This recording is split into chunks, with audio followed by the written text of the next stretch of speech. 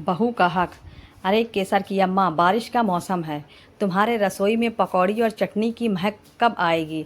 बड़की बहू से बोली कि पकौड़ी छाने। अरे उसकी नंदें आई हैं और छोटी बहू को भी कुछ अच्छा बना कर खिलाएगी या दाल भात से ही काम काम चलाएगी। एक साथ बैठकर खाते, लेकिन बहू ने खाया या नहीं कोई नहीं देखता।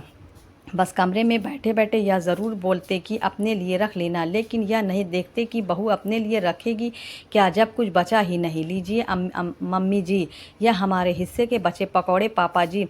जमुना जी केसर की अम्मा यानी ममता जी को फरमान सुना कर चले गए। ममता जी बड़की बहू काजल को उसके कमरे से बुलाने चल दी। बहू, तुम्हारे पापा जी कह रहे थे कि पता है मम्मी जी, मैंने सुन लिया, अभी थोड़ी देर में सब इंतजाम करती हूँ। ममता जी कमरे से चली गई और काजल थप से सिर पकड़कर बैठ गई। ऐसा नहीं कि काजल को पकौड़े बनाने नहीं आते, अरे उसके बनाए पकौड़े सब ऐसे चट कर जाते कि उसके हिस्से एक भी टुकड़ा नहीं आता। फिर सब बड़ी ही मासूमियत से कहते कि आपको अपने लिए अलग से निकाल लेना चाहिए। पहले उसकी देवरानी आई। स्कूल की छुट्टियां होने से दोनों नंदें अभी तक मायके में ही डटी थीं और अपनी शादी उतर रही थी। यह अलग बात है कि बहू की थकान के बारे में कोई नहीं समझता। काजल की थकान इसलिए भी नहीं कम होती क्योंकि दुनिया बाहर घर के बरामदे में ही, इसलिए नाश्ता खाना के साथ हर एक घंटे में धान्य और चाय की डिमांड होती रहती। अभी तैयारी कर ही रही थी कि किचन में देवरानी नमिता भी आ गई और दोनों मिलके पकौड़े बनाने लगे। तभी ममता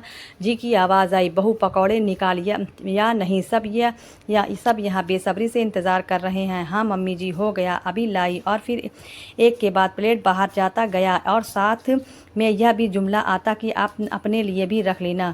घोल लगभग ख़त्म होने को आया, तभी सबसे छोटा देवर आया और एक बड़ी प्लेट भरकर बाहर दुकान पर ले गया और साथ ही यह ज़रूर कह गया कि भाभी आप लोग भी खा लीजिएगा। 2 घंटे की मेहनत मशक्क़त के बाद आवाज़ आई, बस अब भाभी पेट भर गया, आप लोग खा लीजिए, आप लोग खा लीजिए।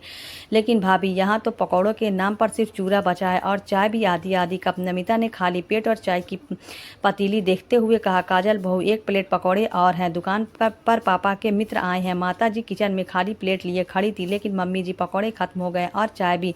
नमिता ने खाली प्लेट माता जी को दिखाई। भाभी थक गई होगी, आप बैठिए, मैं चाय बना लेती हूँ, कम से कम हम दोनों वहीं पीकर थकान उतार लेंगे। नमिता काजल को चेयर पर बैठा देती है। नमिता 2 कप चाय लेकर डाइनिंग टेबल पर बैठती है और तभी उसका मुंह आश्चर्य से खुल जाता है। भाभी, पकौड़े तो खत्म हो चुके हैं। फिर यह काजल ने कैसरोल से एक पकौड़ा निकाला और नमिता के खुले मुंह में डाल दिया।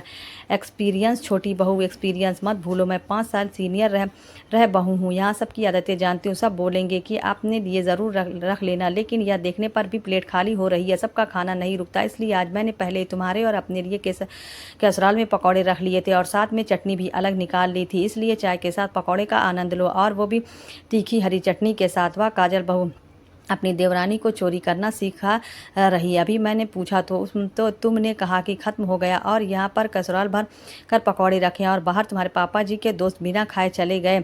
शर्म आनी चाहिए बहू, तुम्हें घर से मेहमान बिना खाए चला जाए। माता जी खाली प्लेट रखने आई थी और उन्होंने काजल और नमिता को कैसरोल के साथ देख लिया। माता जी, शर्मसार करने की कोशिश मत कीजिए, मैंने वही किया जो आप लोगों ने कहा, सब खाने के बाद अपने लिए रख लेना बोल रहे थे तो मैंने रख लिया। क्या पकौड़े बनाने वाली का इतना भी हक नहीं कि वो अपने हिस्से से पकौड़े खा सके? सबको पेट भर कर खिलाने के बाद भी हम खा रहे हैं और मुझे नहीं लगता कि मैंने अपने और नमिता के लिए पकौड़े अलग से निकाल कर कोई गलती की। आप सभी के एक साथ बैठकर खाते, लेकिन बहू ने खाया या नहीं कोई नहीं देखा। बस कमरे में बैठे बैठे यह ज़रूर बोलते कि अपने लिए रख लेना, लेकिन यह नहीं देखते कि बहू ने अपने लिए रखा क्या जब कुछ बचा ही नहीं। लीजिए मम्मी जी, ये हमारे हिस्से के बचे पकौड़े पापा जी के दोस्त को बुलाकर खिला दीजिए, क्योंकि हम लोगों को पेट आपके तानों से ही भर गया। अब तक चुप रहने वाली काजल आज नमिता के सामने माता जी का उसे यूं शर्मसार करना वह बर्दाश्त ना कर सकी और जवाब दे ही दिया। अगर आपको हमारी वीडियो पसंद आए तो वीडियो को लाइक कर दे और हमारे चैनल को सब्सक्राइब